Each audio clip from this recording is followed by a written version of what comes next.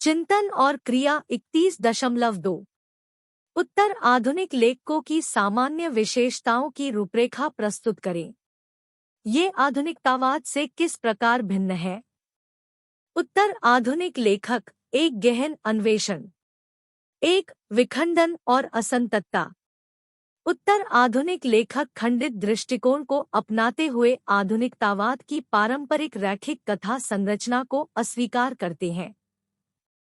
यह विखंडन समकालीन समाज की अराजक प्रकृति को दर्शाता है, जो पाठकों को एक गैर पारंपरिक और अक्सर भटकावपूर्ण पढ़ने का अनुभव प्रदान करता है। असंबद्ध समयरेखाओं और आख्यानों के माध्यम से उत्तर आधुनिक साहित्य आधुनिक दुनिया की जटिलताओं को पकड़ता है, जहां समय एक रैखिक प्रगति नहीं है, बल्कि परस्पर जुड़े क्षणों की एक श्रृंखला है। 2. मेटाफिक्शन। मेटाफिक्शन उत्तराधुनिकतावाद की एक पहचान, कथा की काल्पनिक प्रकृति के बारे में जागरूकता शामिल है। लेखक जानबूझकर अपनी रचनाओं की कृत्रिमता को स्वीकार करते हुए चौथी दीवार को तोड़ते हैं।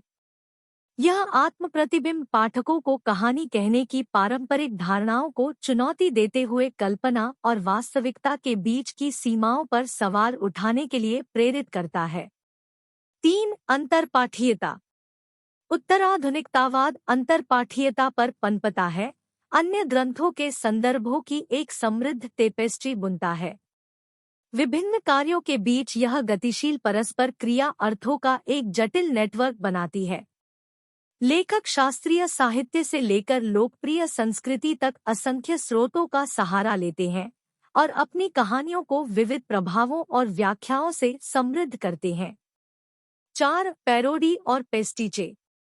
पैरोडी और पेस्टिच उत्तर आधुनिक साहित्य का अभिन्न अंग है।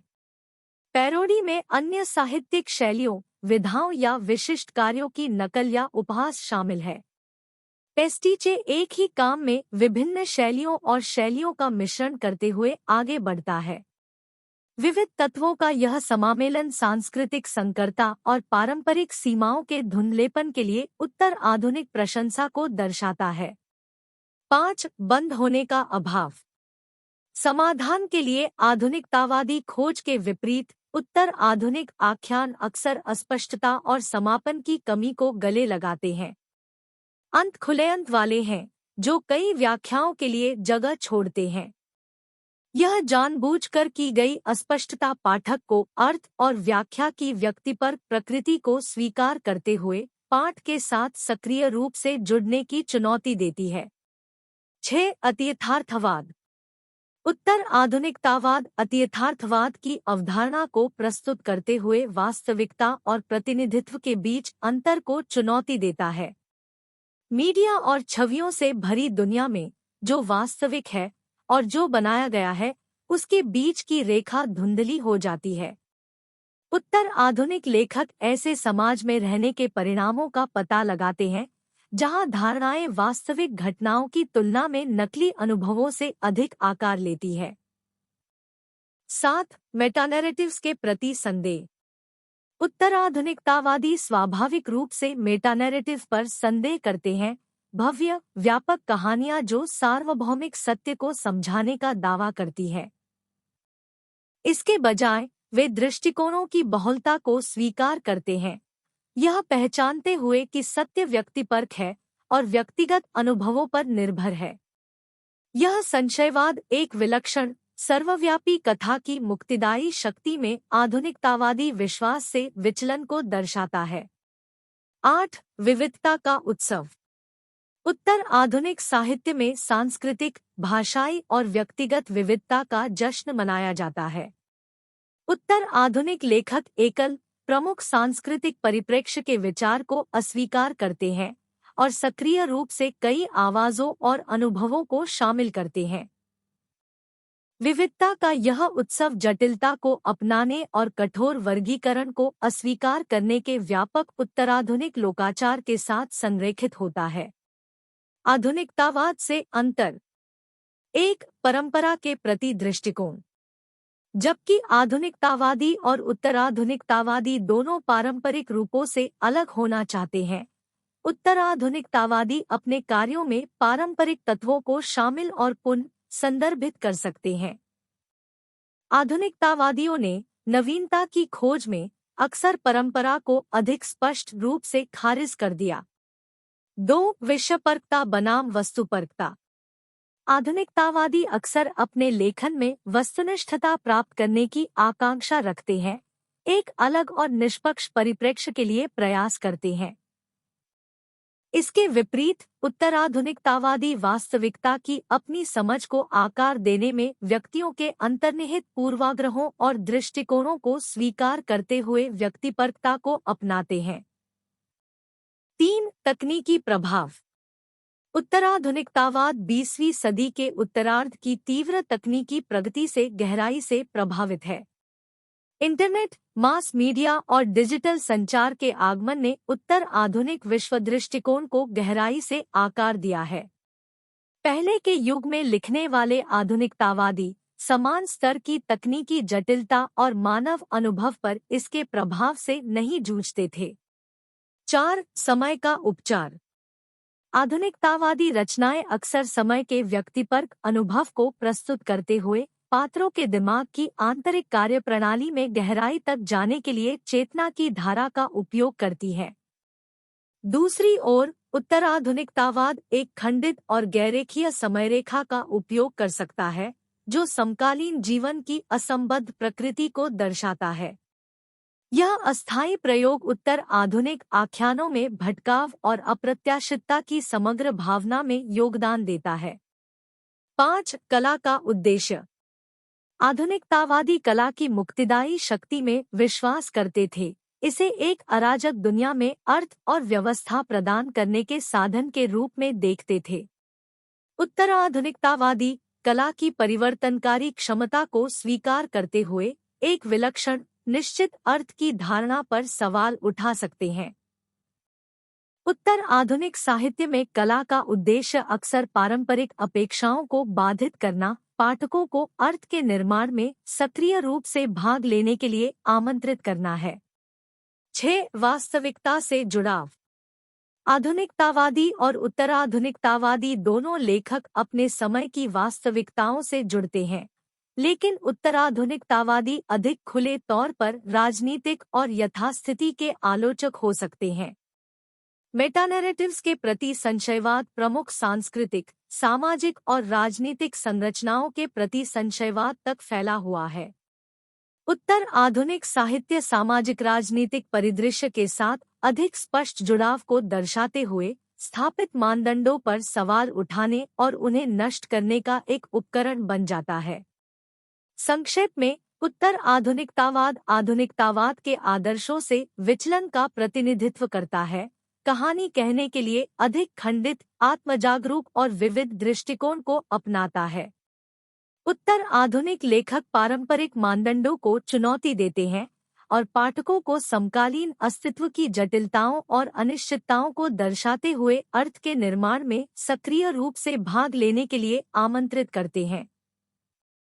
इग्नू में एक छात्र के रूप में मैं इस असाइनमेंट को डिकंस्ट्रक्शन की अवधारणा और संरचनावाद से इसके संबंध के विचारशील विश्लेषण के साथ, विशेष रूप से जैक्स डेरिडा के प्रभावशाली काम के लेंस के माध्यम से देखूंगा। परिचय। डिकंस्ट्रक्शन 1960 के दशक में फ्रांसीसी दार्शनिक जैक्स डेरिडा द्वारा विकसित एक दार्शनिक और आलोचनात्मक पद्धति है। यह एक जटिल और चुनौतीपूर्ण अवधारणा है जिसमें भाषा, अर्थ और वास्तविकता के बारे में पारंपरिक धारणाओं पर सवाल उठाना और उन्हें चुनौती देना शामिल है। डिकंस्ट्रक्शन सिद्धांतों के एक निश्चित सेट के साथ एक सीधा सिद्धांत नहीं है, बल्कि व्याख्या और विश्लेषण के लिए एक गतिशील और विकसित दृष्टिकोण है। विखंडन परिभाषित। इसके मूल में विखंडन इस विचार को चुनौती देता है कि भाषा और पाठ के स्थिर और निश्चित अर्थ होते हैं।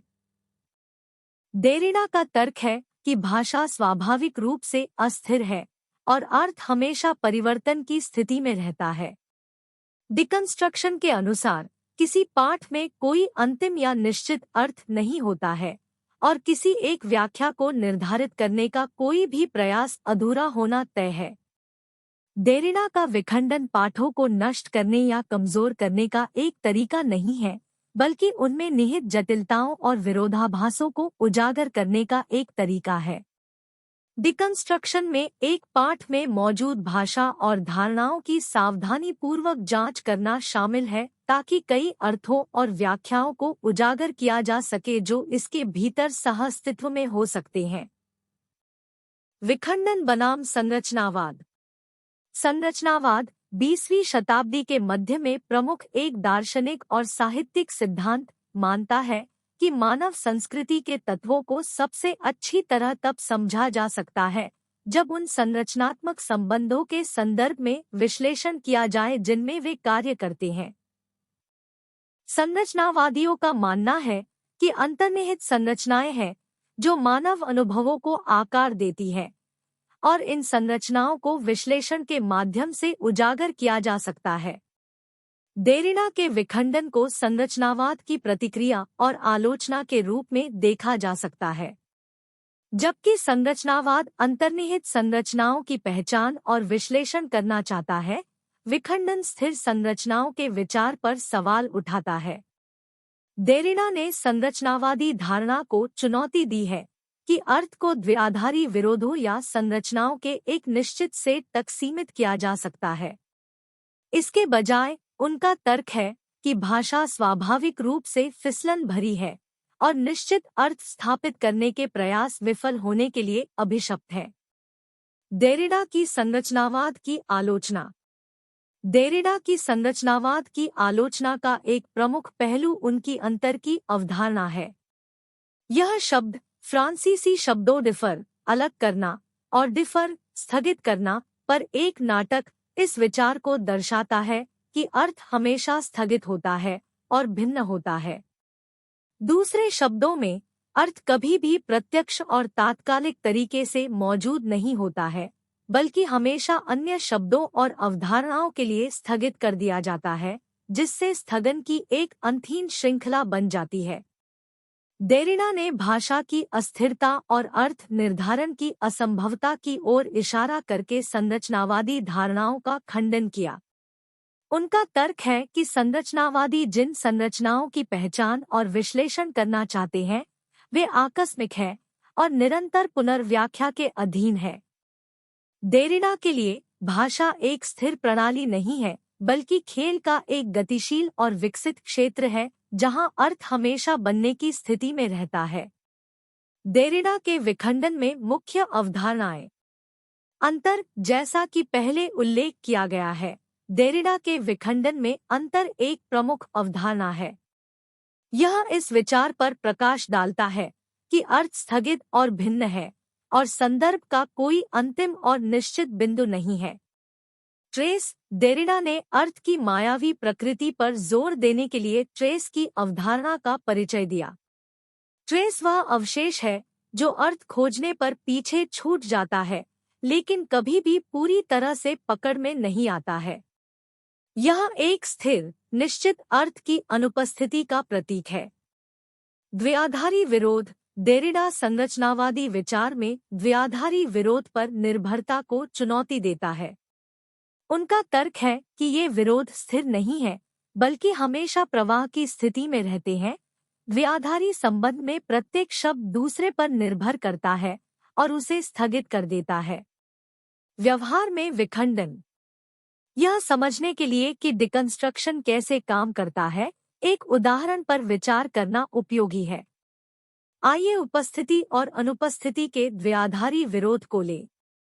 पारंपरिक संरचनावादी विचार में उपस्थिति को अक्सर स्थिर और प्राथमिक माना जाता है, जबकि अनुपस्थिति को इसके विपरीत के रूप में देखा जाता है। हालांकि देरिडा यह दिखाकर इस बाइनरी का पुनर्निर्माण करेगा कि उपस्थिति की अवधारणा अनुपस्थिति की अवधारणा पर कैसे निर्भर करती है। किसी चीज के मौजूद होने के लिए उसके विरुद्ध परिभाषित करने के लिए अनुपस्थिति होनी चाहिए। यह विखंडन द्विआधारी विरोध की स्थिरता को बाधित करता है और व्याख्या के लिए नई संभावनाएं खोलता है। यह परस्पर विरोधी प्रतीत होने वाली अवधारणाओं की परस्पर निर्भरता को प्रकट करता है और पारंपरिक रूप से उनसे जुड़े निश्चित अर्थों को चुनौती देता है। निष्कर्ष। निष्कर्षतः डिकंस्ट्रक्शन जैक्स डेरिडा द्वारा विकसित एक दार्शनिक और आलोचनात्मक दृष्टिकोण है जो भाषा और अर्थ की स्थिरता को चुनौती देता है। डेरिडा की संरचनावाद की आलोचना उनकी विखंडनात्मक परियोजना के केंद्र में है, क्योंकि वह संरचनावादी विचार में निहित स्थिर संरचनाओं और निश्चित अर्थों की धारणाओं पर सवाल उठाते हैं। अंतर, ट्रेस और द्वयाधारी विरोधों की पूछताछ जैसी अवधारणाओं के माध्यम से डेरिडा भाषा के भीतर अंतर्निहित जटिलताओं और अस्थिरताओं को उजागर करता है। एक इग्नू छात्र के रूप में डिकंस्ट्रक्शन से जुड़ने में डेरिडा के ग्रंथों की सावधानीपूर्वक जांच शामिल है। साथ ही यह पता लगाना भी शामिल है कि साहित्य, दर्शन और सांस्कृतिक अध्ययन सहित विभिन्न क्षेत्रों में डिकंस्ट्रक्शन को कैसे लागू किया गया है। डिकंस्ट्रक्टिव लेंस व्याख्या के लिए एक सूक्ष्म और खुले दृष्टिकोण को प्रोत्साहित करता है। एक पाठ या प्रवचन के भीतर मौजूद कई अर्थों के बारे में जागरूकता को बढ़ावा देता है। संरचनावाद का खंडन करके डेरिडा हमें भाषा और अर्थ की प्रकृति पर पुनर्विचार करने के लिए आमंत्रित करता है, साथ ही उन अंतर्निहित जटिलताओं और अनिश्चितताओं को स्वीकार करता है जो दुनिया को समझने के हमारे प्रयासों की विशेषता है। इस प्रक्रिया में विखंडन आलोचनात्मक सोच और व्याख्या के लिए नए रास्ते खोलता है, हमें निश्चित श्रेणियों से आगे बढ़ने और अर्थ की हमेशा बदलती और मायावी प्रकृति को अपनाने के लिए चुनौती देता है।